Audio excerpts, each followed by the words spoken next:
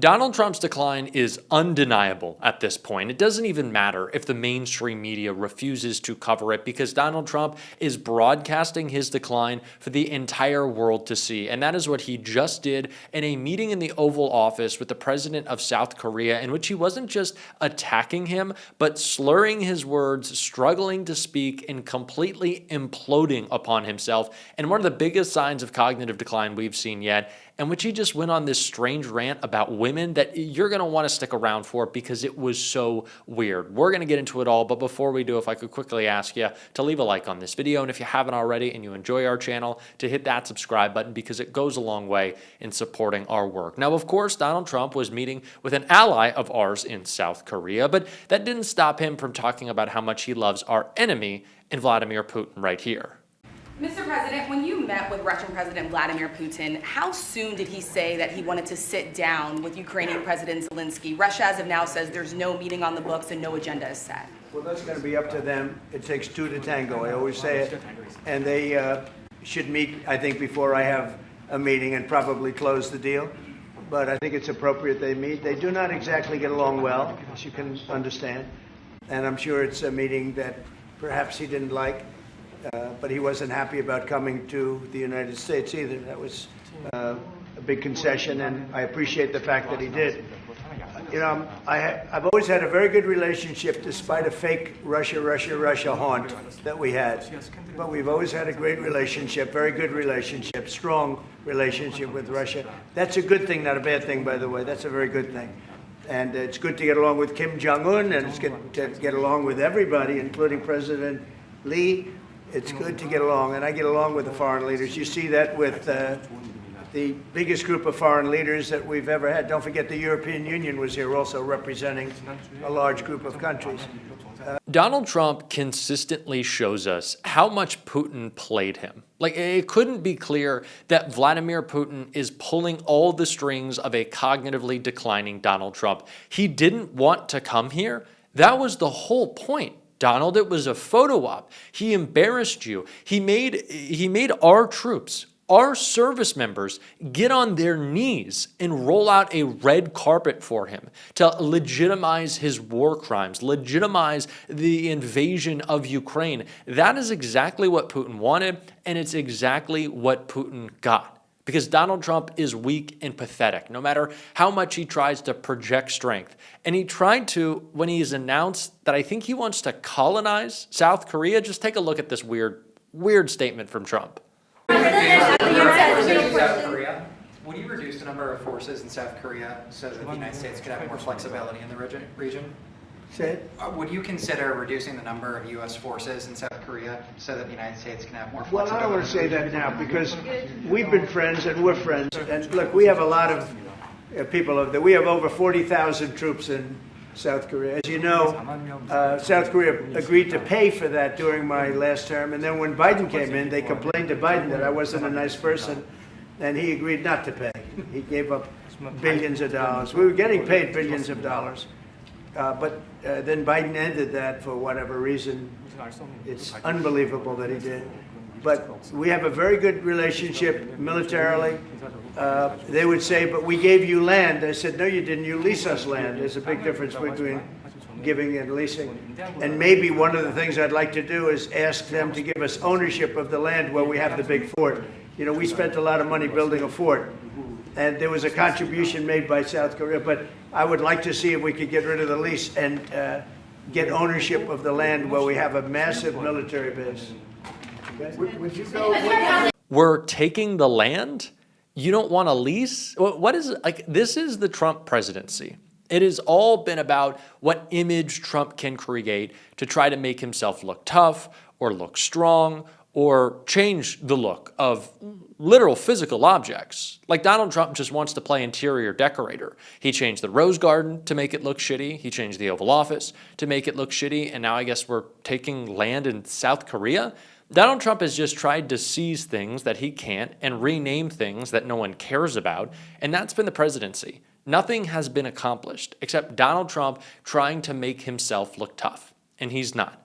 DC is the perfect example of this. And speaking of which, It was an example of Donald Trump literally attacking the president of South Korea over D.C., and then he went into this strange rant about women. Just check it all out. Washington, D.C., if you go back and check, it's been many years since we went a week without having a murder. Now we haven't had, and I would say that Washington, D.C. right now is much safer than Seoul. This isn't right, but the whole issue of the women, comfort women, very specifically, we talked, and that was a very big problem for Korea, not for Japan. Japan wanted to go. They want to get on, but Korea was very stuck on that. You understand? So I don't know. Perhaps you'd like to answer. It's a good question. There is so much to unpack there. First of all, bringing in an ally and saying our capital is much safer than yours and your capital is terrible, like attacking someone is just insanity. What was Trump even trying to say there? He's struggling to speak. He's unable to formulate a thought. He is in such clear cognitive decline. And the president of South Korea just has to sit there like, okay, yep, sure, Donald, whatever you'd like, huh? And he continued to just have to sit there and like essentially take it as Trump lost his mind and started screaming about Obama and the ozone layer. You and President Lee actually are planning to go to China. You mentioned either this year or next year. Could you please share more details about your plans going to China? And also President Lee, I think... Well, maybe we'll go together. Do you want to go together? We can share a plane. We'll save energy. We'll save a little, the ozone layer. Remember President Obama used to talk about the ozone layer, and then he'd fly to Hawaii to play around the Gulf in a 747. This is levels of hypocrisy that is kind of like in competition with Trump this morning saying that J.B. Pritzker needs to work out more. As like, Donald, have you looked at yourself in the mirror recently? I know that you use all of the makeup available in the continental United States to cover up the bruises on your hands, but it doesn't work to cover up your gut and whatever this is and whatever that is up there. That's not going to help you, Donald.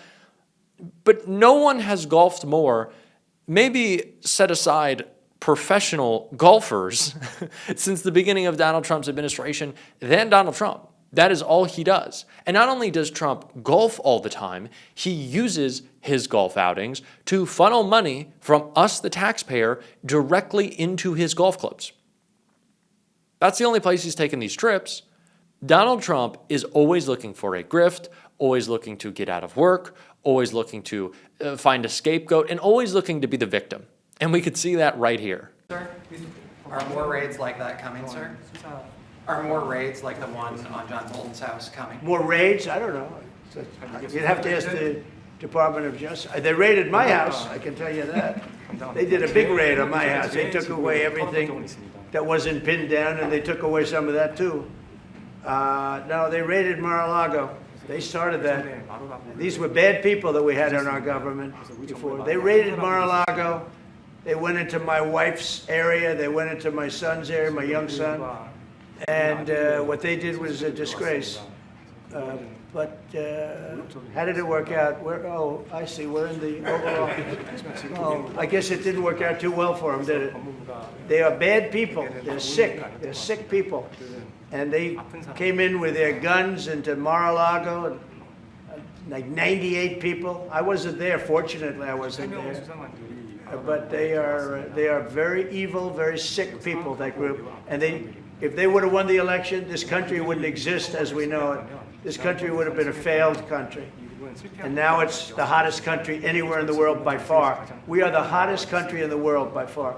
Okay. How are you having a conversation with the president of South Korea and somehow like you decide to start ranting about Mar-a-Lago? Like, this was a legitimate question about John Bolton, and of course Trump is going to pretend he had nothing to do with it.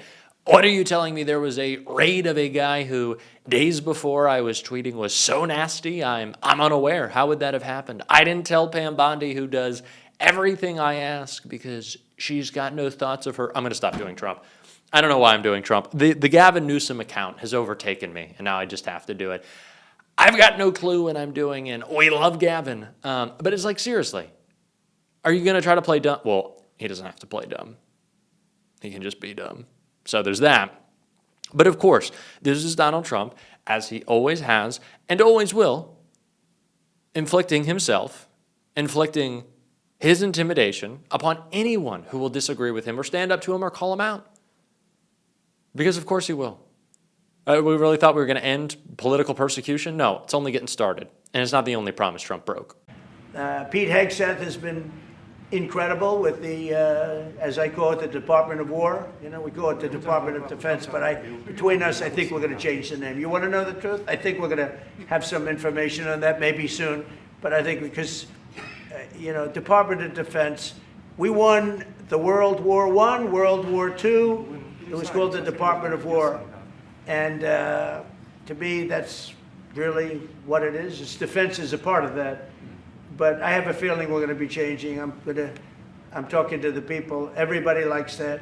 We had an unbelievable history of victory when it was Department of War. Then we changed it to Department of Defense. So that's a little thing, has nothing to do with your country, but it's something that I think you're going to be hearing about or seeing about over the next couple of weeks.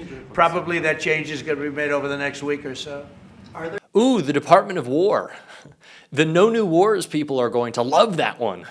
They're going to think it's fantastic. So we are doing wars. We're doing new wars. And Trump hasn't ended any wars. We're just keeping them going. And we're starting new ones. But again, this is just the essential, this is the essential move of the Trump presidency. Look at the thing that I renamed. Look at the objects I moved around. I did some decorating. Can I get a pat on the back? And MAGA just hails it as a huge win. Oh, what a sign of strength. I can already see it on Fox. Donald Trump is doing peace through strength. And the strength is like changing the name of something. I don't really think any of our enemies who just saw Putin come and take a piss on Alaska are going to go, whoa, guys. Did you see that Trump changed the name of the Department of Defense to the Department of War? We might want to rethink everything. It's idiotic. And talking about idiocy, take a look at what Trump said right here. President, on the National Guard, you've talked a lot about Democratic-run cities and states. Yeah. Would you also consider sending the National Guard into red states and red cities that are also seeing high crime? Sure, but there aren't that many of them. If you look at the top 25 cities for crime, just about every one of those cities is run by Democrats. Yeah, red states don't have crime. They only have all of the crime. I don't even know what to say anymore. Except for we are going to call them out every single day on this show. And if you want to support that, as always, you can hit that subscribe button, leave a like on this video, and if you stuck around to the end, drop a blue heart in the comments. And until next time, I'll see you soon.